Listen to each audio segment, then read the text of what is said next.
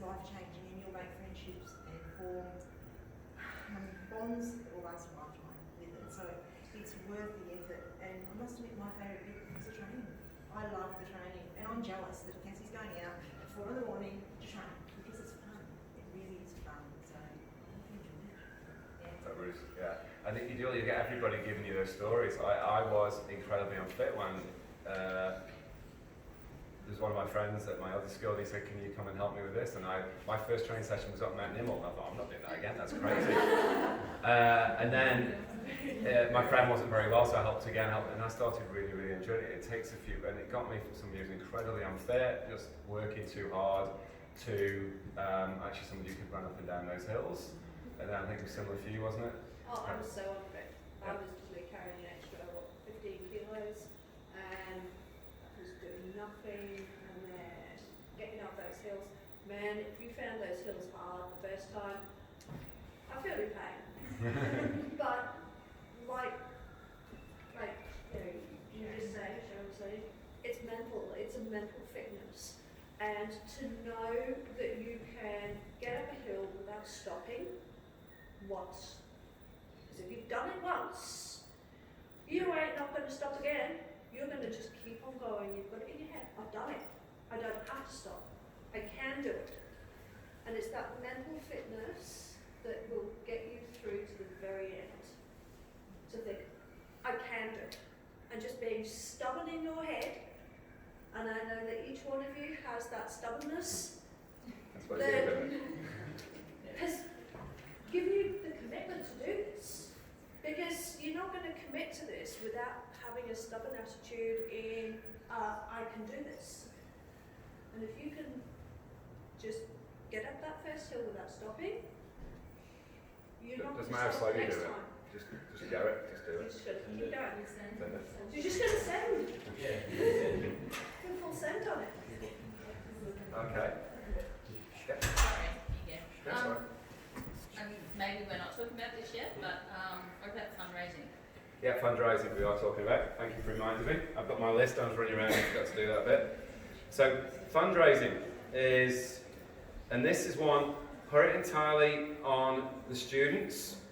Last year's lot, and I don't know how they did such a good job, is they didn't do any external fundraising. All they did, so these are a few ideas. Of course, we're not going to be able to do as many of these ideas now.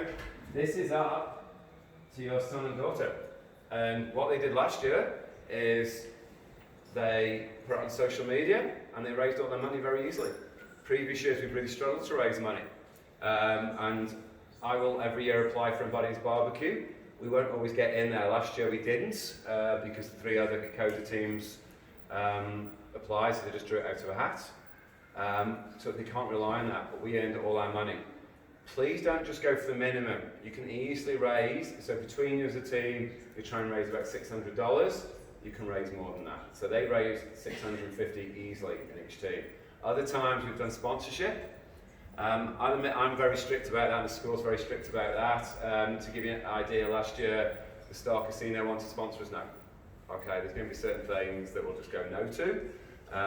But if you've got any people who can sponsor us, absolutely fine. But by just getting the link that you've all got, and all you guys have got it now, you've all activated your accounts, put that link on social media and keep sending up photos, use social media. That's how you can make the money. It really is that easy. It's so much easier now than 10 years ago using social media. And then does that just go, like if it's from that link, does that just go to a central Kokoda? No, it's a central one for your team. Right. And that's one of the, thanks for reminding me about that as well. I want to show you all, can you remind me, I'll talk to you about this the next walk we have. There's 2 links. You can either get an individual link, like an individual SAM link, or a team link. I want you to use the team link. We work as a team. I've had it before, where the team that almost didn't finish, they were going, oh, I've raised this, why haven't you raised it? No, we raise things as a team. Some of you are going to have more aunties and uncles than others. It's just the way it goes, so we raise money as a team. Will I hold you responsible if you haven't raised anything? Yes, I will have those hard conversations with you, because I'll know if you haven't been making an effort, but it's a team thing. So it's the team link. And then do you kind of get a tally or something? It's so easy. It's actually the hardest bit. I'm sorry I had to rush you guys. The hardest bit was the registration, because it's really hard for our accounts department. They've done it. If you ever get to see our accounts department, say a massive thank you to them, because they had to get the money so fast, because Kokoda have to have that money within about 2 or 3 weeks, because a lot of schools let them down. Last year, there's 4 or 5 schools that just dropped out completely, and that left them with a $100,000 shortfall. That's how powerful it is. Because sponsorship they lose so much more. So we had to do that money. Thank you, you're the best group ever. You all paid it on time. I've never had that before. That's wonderful. Thank you so much. I know there's a lot of that. And you guys aren't going to thank me for this. Make sure your sons and daughters pay that money back to you.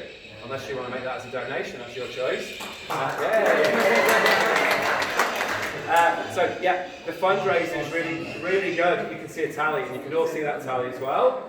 And have a little bit of competition between each other. See how much you can raise. It is going to be harder because at the moment, how finances are going with people. So you are going to have to work hard. But that's good. You work harder for those Km2 kids. And I haven't told you the story. The reason why, one of the reasons I got into it is the Km2 kids. They come from massively disadvantaged backgrounds, and I mean like incredibly. A lot of them haven't got parents, or the parents have abandoned them. They're in a life of drink or drugs, even at 14 or 15 or younger. And what these Km2 veterans do is they take them under their wing and they walk with them. And what they do by walk with them, they connect with them. Like Sharon said, it's such a connection. And then they don't have to. They turn their own lives around, because these kids are tough already.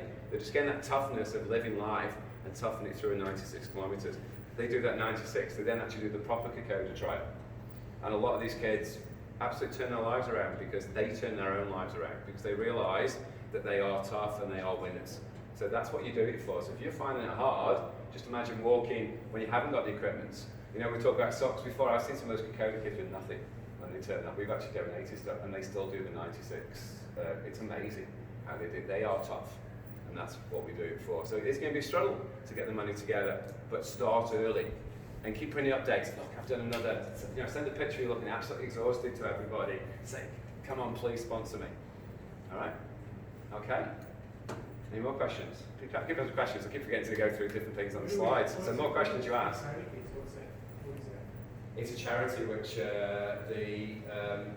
the Army veterans set up in 2004. So the Km2 Kids are a charity, and they work purely on looking after disadvantaged kids. And basically we're walking with them and basically doing the Km2 challenge and the Km2 trial with them. And they also do Km2 with them and various other activities. What they do, they get them out of that cycle of drink, drugs, hanging around in gangs, and get them to do Km2 and other stuff. This whole project, what's the charity that it supports? That's called the Km2 Foundation. That's the foundation that does it. So the foundation run this. It's all one big organisation. So it's not one of these little offshots. And it's a very good organisation. And I think about only 20% of your money goes through goes through administration.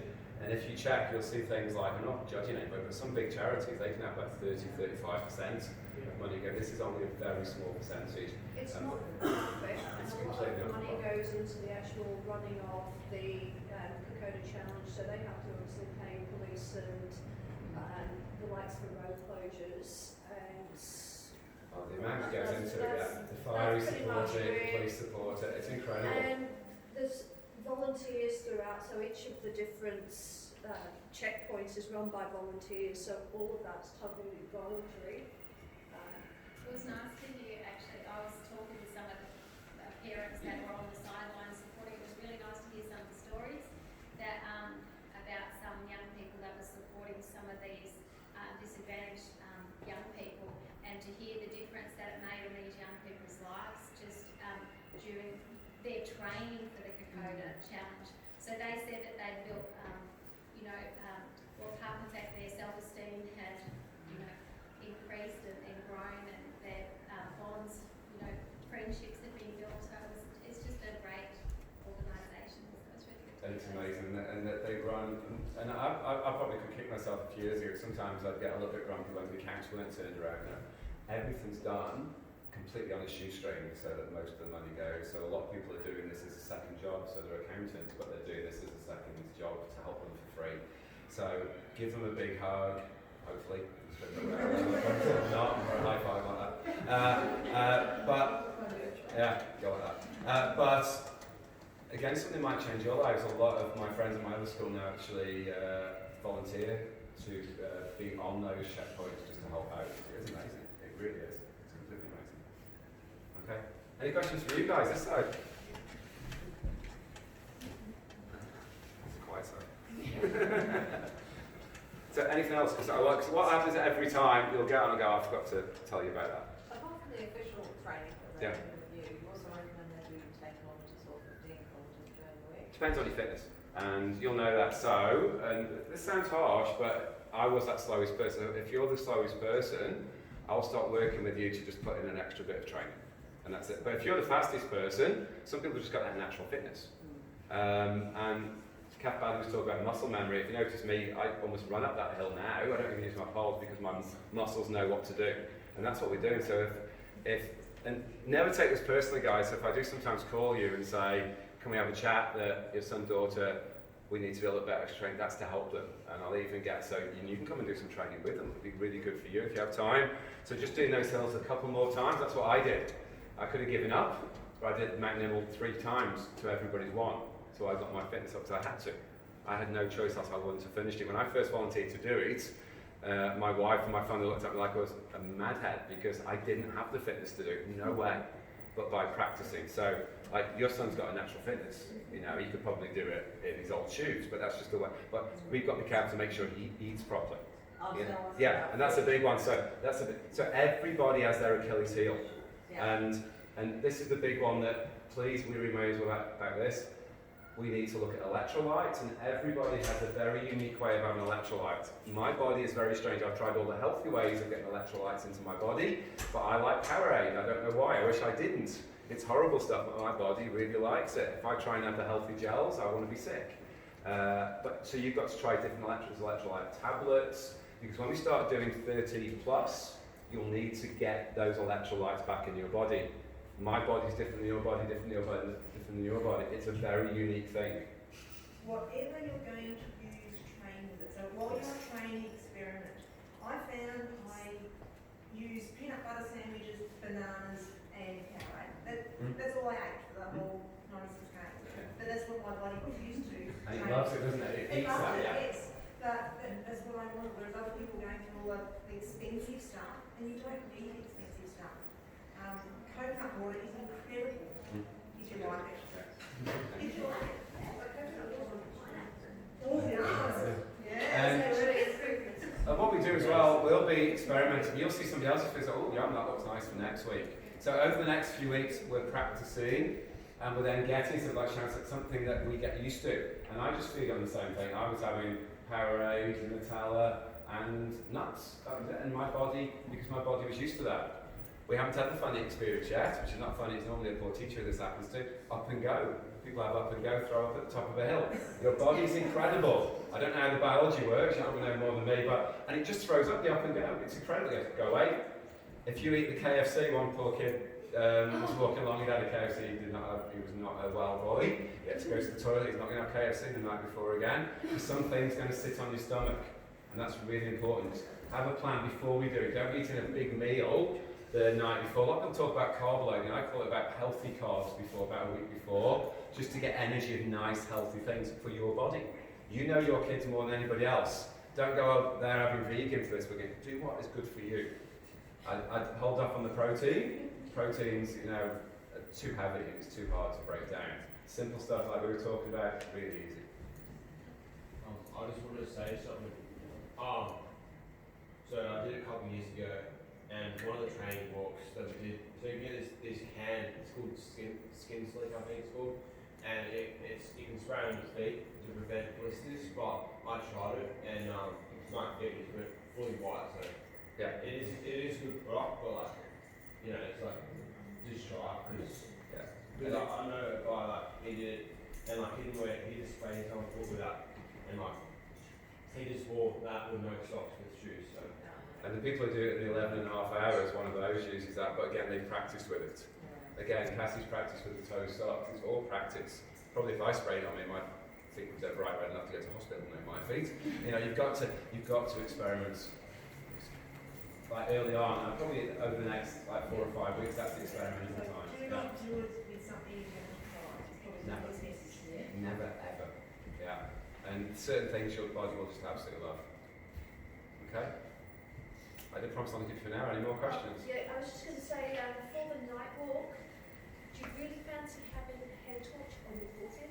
Or do you want to wear a hat with your forehead, with a torch on your forehead? So you might find that more comfortable. I don't mind. Yeah, I don't mind it, just saying. Just a hat. You know what I mean? Yeah. Yeah, extra batteries. Absolutely non-negotiable as well. You must do 2 of the 3 night walks. I know we're all very busy, and you've really got to do that. So last year we actually missed a couple of birthdays for our friends because we just had to do those night walks. I'm not saying to do that. I'm the team leader. I'm committing to these times, but I will insist you do 2 out of 3. If you can't do that, we'll just do an extra one. My first was the first or second one. I think the second one girl actually missed 1 night walk because unfortunately there was a funeral, another one because there was a wedding. We were walking along, going absolutely fine. It went dark. She was scared of the dark.